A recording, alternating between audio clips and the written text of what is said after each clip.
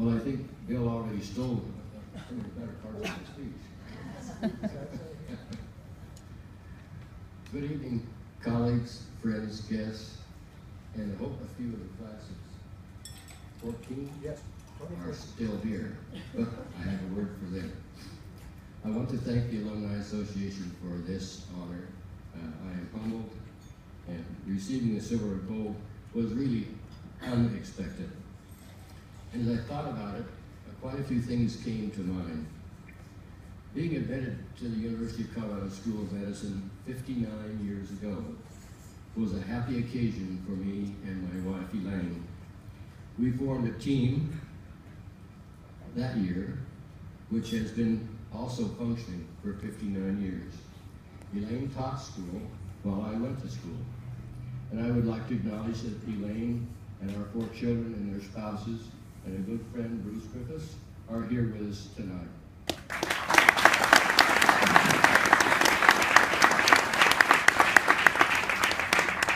I did not come from a medical family. When I came to medical school, I had really no idea what lay ahead. The transformation that occurred in those 4 years was life-changing. I found myself in a whole new world. I really couldn't imagine that it had existed. The teaching was excellent.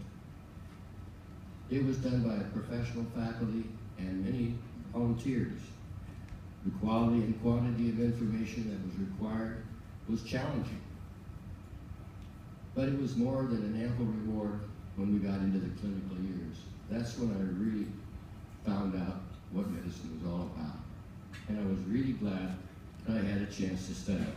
I really enjoyed going to medical school. I'm grateful to the people who made it possible. As Bill mentioned, I interned at the University of Michigan and then spent 2 years in the Army as a physician in France. Unfortunately, we were stationed in the Loire Valley, the Chateau country of France, but somebody had to do it. I did weigh a little more then than I do now. After leaving the Army, Elaine and I came back to Denver for 3 years of ophthalmology residency here at CU. And it provided an excellent background. I also had 3 years of clinical practice here in Denver. And after that period of time, I decided I was really more of a hometown boy than a city boy.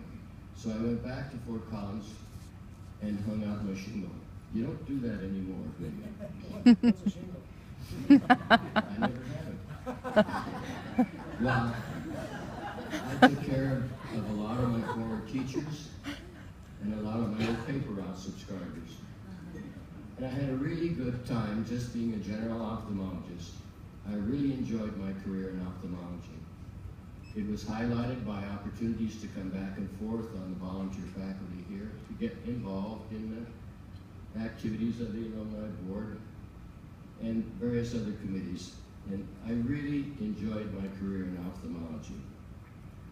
There's one thing that I wanted to stress, and I guess most of the class of 2014 have already departed for a more adventuresome day tomorrow.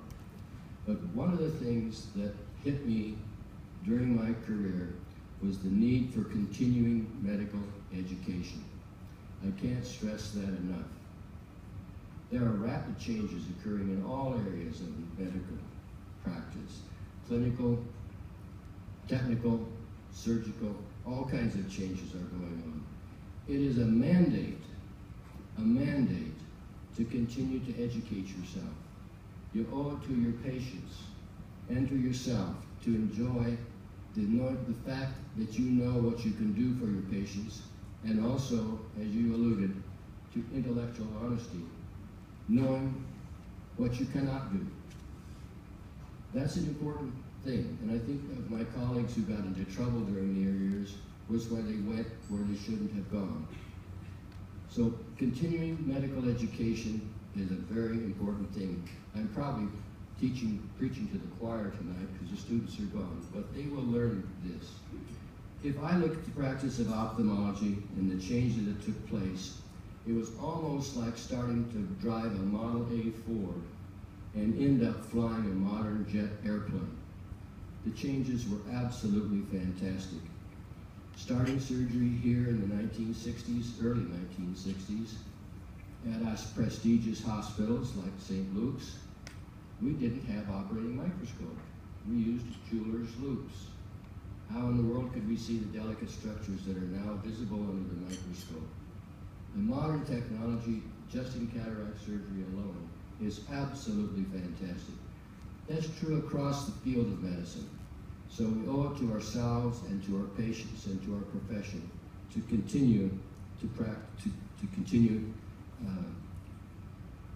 continuing medical education. One of the things that also strikes me in this rapid pace of change, with so much intervention and interaction, I should say, between various aspects of medical care, we tend to lose track of one of the most important things that our patients need: the human touch, the milk of human kindness.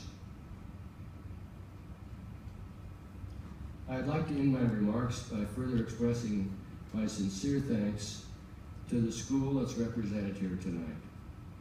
The University of Colorado School of Medicine was, is, and will continue to be a leader in medical education. It has grown from the small, cramped campus that many of us knew at Ninth in Colorado to the fantastic city now called the Anschutz Medical Campus. This was the result of the forward-thinking and work of many visionaries, among whom is our outstanding dean, Dr. Dick Krugman. Dr. Krugman has served our school for 24 years, and perhaps all of you know that he is the longest serving active dean in the United States. Thank you.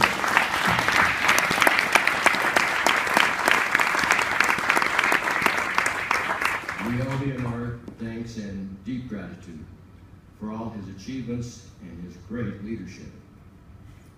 This may be the last silver and gold banquet that he attends as an active dean. I hope you'll attend many more in other capacities. But it's been our privilege to have you with us. Thank you. Thank you.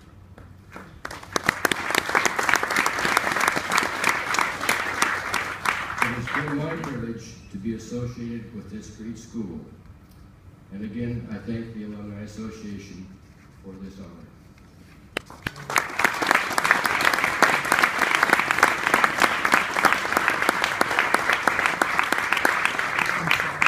I know. Oh yeah, we stand up.